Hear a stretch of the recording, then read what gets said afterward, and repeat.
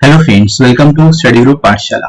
मैं अभिलाष और आज की क्लास में हम लोग डिस्कस करेंगे एक इम्पोर्टेंट निबंध को, और ये निबंध होगा साइबर अपराध पर। ठीक है, आप इस टॉपिक को जरूर तैयार करिए, आपके एग्जाम में पूछा जा सकता है। एसएससी के सभी डिस्क्रिप्टिव एग्जाम्स में आप इसको तैयार कर सकते हो, और इसी कंप्लीट प्लेलिस्ट को वॉच कर लीजिएगा। जितने एक्सपेक्टेड टॉपिक्स हैं वो सब आपको प्लेलिस्ट में मिल जाएंगे। राइट फ्रेंड्स, इसके साथ ही साथ आप इस बुक को ले सकते हो जिसमें आपको 60+ टॉपिक्स मिल जाएंगे तैयार करने के लिए। प्रैक्टिस बुक होगी आप सभी के लिए, ये विद इन वर्ड लिमिट आपको सारे के सारे टॉपिक्स मिलेंगे, लेटेस्ट पैटर्न पर बेस्ड होंगे। एसईओ लेटर दोनों ही सिंगल बुक से आप तैयार कर सकते हो, तो अलग से 2 बुक लेने की जरूरत नहीं पड़ेगी आपको, और लोएस्ट कॉस्ट में बुक मिल जाएगी। राइट, और एडिशनल 30% डिस्काउंट मिल जाएगा। डिस्क्रिप्शन में लिंक आपको दिया गया है, वहां से जाके आप अपने एग्जाम के हिसाब से एसएससी, सीजीएल, सीएचएसएल या फिर एमटीएस के लिए ले सकते हो इन बुक्स को। राइट दोस्तों, तो चलिए शुरुआत करते हैं आज की क्लास की। क्वेश्चन आपको इस तरह से शुरुआत करनी है इंट्रोडक्शन से, तो कैसे शुरुआत करोगे ये देख लेते हैं। तो तकनीकी रूप से संचालित समाज में लोग जीवन को सरल बनाने के लिए विभिन्न उपकरणों का उपयोग करते आ रहे हैं। वैश्वीकरण के परिणाम स्वरूप दुनिया भर के लोगों को इंटरनेट के माध्यम से जोड़ा जा रहा है। ठीक है दोस्तों, तो यहाँ पर आप बता सकते हो कि तकनीकी के जैसे जैसे तकनीकी का विकास हो रहा है, तकनीकी का जैसे जैसे संचालन हो रहा है, वैसे वैसे लोग इसका उपयोग कर रहे हैं अपने जीवन को सरल बनाने के लिए, अलग अलग तरह के उपकरणों का यूज करके। राइट, और वैश्वीकरण के कारण जो है दुनिया इंटरनेट से जुड़ चुकी है, और इंटरनेट के जुड़ने के कारण अब बहुत ही चीजें आसान हो गई हैं। इंटरनेट ने दुनिया के सभी लोगों और कंपनियों को तेजी, आसानी और आर्थिक रूप से जोड़ दिया है। ठीक है, यानी इंटरनेट के माध्यम से अब कोई भी व्यक्ति किसी भी व्यक्ति से कनेक्ट हो सकता है, चाहे वो कितनी भी दूर क्यों ना हो। ठीक है, तो ये चाहे लोगों की बात हो चाहे कंपनियों की बात हो, कंपनियां भी जिससे चाहे उससे इंटरेक्ट कर सकती हैं ऑनलाइन। राइट, तो दोस्तों इस तरह से आप ये कह सकते हो कि इंटरनेट के माध्यम से जो है हमारे स्वरूप में जो हमारी चीजें हैं वो बदलती जा रही हैं, हमारा सारा स्वरूप बदलता चला जा रहा है। राइट, इंटरनेट और कंप्यूटर ने कई खतरों और परेशानियों को भी जन्म दिया है जिनका सामना आज हमें करना है। ठीक है, अब आप ये बता सकते हो कि कोई भी नई चीज अगर इन्वेंट होती है तो उसमें कुछ ना कुछ उसके ड्रॉबैक्स भी होते हैं। तो ऐसे ही इंटरनेट और कंप्यूटर के कई सारे खतरे भी हैं जिनकी वजह से कई सारी समस्याओं का सामना करना पड़ सकता है।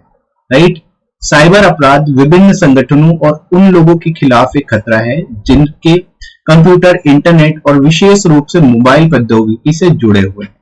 राइट, तो यहाँ पर आप बता सकते हो जो साइबर अपराध जो है ये एक बहुत ही बड़ा थ्रेट है एक तरह से, और उन सभी लोगों के लिए खतरा है जो कि इंटरनेट से जुड़े हुए हैं, जिनके कंप्यूटर इंटरनेट से जुड़े हुए हैं या फिर मोबाइल टेक्नोलॉजी से जुड़े हुए हैं, क्योंकि सबसे पहले इनको ही यहाँ पर अटैक किया जाएगा। राइट दोस्तों, तो यहाँ पर शुरुआत में आप इस तरह से इसके बारे में बता सकते हो, इसके बारे में लिख सकते हो। राइट, आगे बढ़ते दोस्तों, यहाँ पर हम लोग बात करते हैं बॉडी सेक्शन में। अब साइबर अपराध एक अपराध है जिसमें कंप्यूटर का उपयोग अपराध के रूप में किया जाता है। ठीक है, यानी आप यहाँ पर साइबर अपराध की बात अगर करें, साइबर क्राइम की अगर बात करें, तो साइबर क्राइम में कंप्यूटर का उपयोग किया जाता है एज अ टूल। ठीक है, उपयोग जो है कंप्यूटर का अपराध के रूप में किया जाता है। घृणा फैलाने वाले भाषणों, पोर्नोग्राफी, व्यक्तिगत जानकारी, धोखाधड़ी, बैंक धोखाधड़ी, क्रेडिट और डेबिट कार्ड की जानकारी से लेकर दुनिया भर में विभिन्न प्रकार के वायरस फैलाने तक का अपराध साइबर अपराध में शामिल है। ठीक है, यहाँ पर आप बता सकते हो कि क्या क्या चीजें इसके अंतर्गत आती हैं, साइबर अपराध के अंतर्गत क्या क्या चीजें आती हैं। तो सारी ही चीजें आएंगी, चाहे वो घृणा फैलाने वाले भाषण हो, पोर्नोग्राफी हो, व्यक्तिगत जानकारी की चोरी हो, बैंक धोखाधड़ी हो, क्रेडिट कार्ड, डेबिट कार्ड की जानकारी से लेकर कोई भी धोखाधड़ी हो, या फिर वायरस फैलाने से रिलेटेड अगर कोई हो, ये सारी चीजें ही इसके अंतर्गत शामिल है।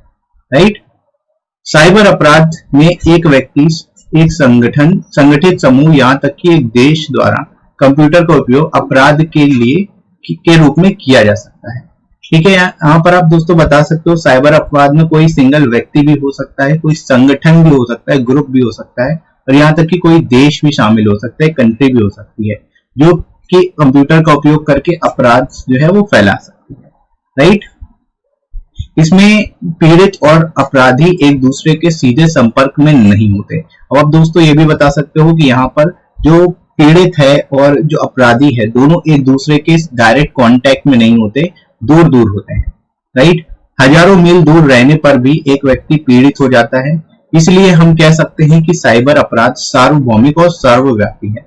ठीक है, यानी कि कोई कितना भी दूर क्यों ना हो, उसका अगर सिस्टम हैक हो गया तो उसकी सारी जानकारी वहां से निकल जाएगी और इसका मिस उपयोग किया जा सकता है। तो इस तरह से आप कह सकते हो जो साइबर अपराध है वो सर्वभूमिक और सर्वव्यापी है, यानी हर जगह उपस्थित है, हर जगह हो सकता है। ठीक है, तो इस तरह से दोस्तों यहाँ पर आप इसको लिख सकते हो।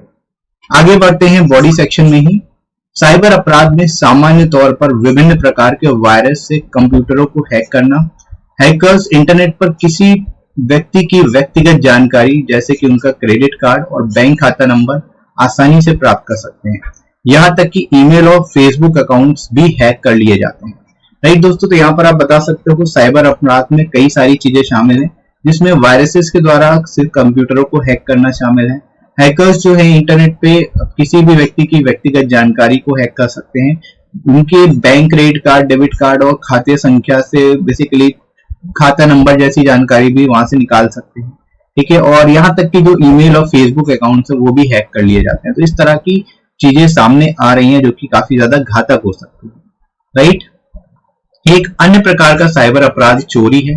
पुस्तकों, संगीत और फिल्मों जैसे कलात्मक कार्यों को डाउनलोड किया जाता है और प्रसारित किया जाता है, जिससे व्यक्ति की कॉपीराइट सामग्री का उल्लंघन होता है।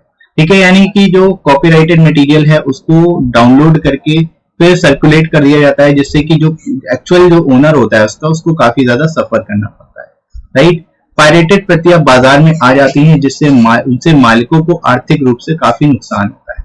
ठीक है, तो यहाँ पर आप ये भी बता सकते हो जो पायरेटेड आ जाती हैं मार्केट्स में, जो भी कला, संगीत या फिर फिल्म है, जो भी चीजें हैं उससे क्या है, जो है उनके ओरिजिनल जो मालिक हैं, ओरिजिनल जो उसके क्रिएटर हैं, उसको नुकसान होता है। तो इस तरह की चीजें भी साइबर अपराध में शामिल की गई हैं, तो उसको भी यहाँ पर आप बता सकते हो।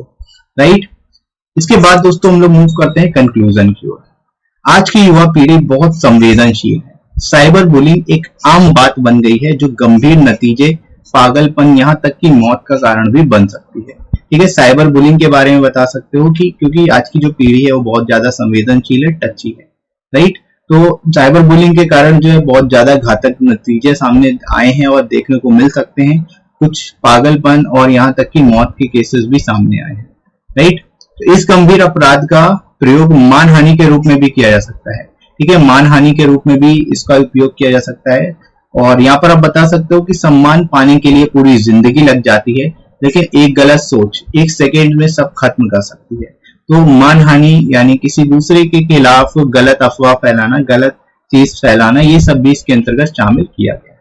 राइट, तो ये भी जो है इसी के अंतर्गत आएगा, साइबर क्राइम के अंतर्गत ही आएगा। राइट दोस्तों, तो इस तरह से इसके बारे में आप यहाँ पर बेहतर तरीके से लिख सकते हो। आगे हम लोग मूव करते हैं फाइनली लास्ट पैरा में। इस दुनिया में गुण और दोष हर जगह साथ साथ हैं, यानी कोई भी चीज जिसके कुछ दोष होंगे तो उसके कुछ गुण भी होंगे। हर वरदान के साथ एक अभिशाप भी आता है। हर आविष्कार के कई लाभों को उसके दुरुपयोग से जुटलाया नहीं जा सकता। इसलिए हमें अपनी जिंदगी और वेब दोनों में थोड़ा सतर्क होना होगा। ठीक है, यानी कोई भी आविष्कार अगर हो रहा है तो उसके कुछ लाभ भी होंगे तो उसके कुछ दुरुपयोग भी होंगे। तो इसलिए हम कुछ अगर दुरुपयोग है उसके, तो उसको देखते हुए उसको पूरे को खत्म नहीं किया जा सकता सिस्टम को। राइट, तो हमें इसमें यहाँ पर सतर्क रहने की जरूरत है। हमें अपनी लाइफ में और वेब में, इस वर्ल्ड और वेब दोनों जगह पर सतर्क रहने की जरूरत है, ताकि हम साइबर अपराध के चंगुल में ना फंसे। और इसीलिए कहा जाता है रोकथाम इलाज से बेहतर है। ठीक है, इन्वेंशन ही जो हम लोग बोलते हैं ना, prevention is better than cure, तो ये वही है, रोकथाम इलाज से बेहतर इसीलिए कहा गया है कि अगर आप सतर्क रहोगे तो आप चंगुल में फंसोगे ही। राइट दोस्तों, तो इस तरह से इस टॉपिक को आप बेहतर तरीके से लिख सकते हो, एक्सप्लेन कर सकते हो, और आई होप आप लोगों को समझ में आ गया होगा इसको कैसे लिखना है। तो इसी तरह से आप इस टॉपिक को अच्छे से तैयार करिए। और ये वीडियो आपको कैसा लगा कमेंट करके जरूर बताइएगा। वीडियो हेल्पफुल लगा हो तो लाइक करिएगा, इस वीडियो को शेयर करिएगा अपने सभी दोस्तों में, और सब्सक्राइब कर लीजिए चैनल को अगर आप में से कोई नया है तो। साथ ही साथ वीडियो के कमेंट सेक्शन के थ्रू कमेंट करके आप सजेशन भी दे सकते हो। अगर कोई टॉपिक आपको इंपॉर्टेंट लगता है तो आप बता सकते हो, मैं उस पर भी आपको वीडियोस प्रोवाइड कर दूंगा। और आप मुझे अकेडमी पर ही फॉलो कर सकते हो, मेरे कोर्सेज को देख सकते हो। राइट फ्रेंड्स, तो अभी के लिए इतना ही, नेक्स्ट मिलते हैं अगली क्लास में। थैंक्स।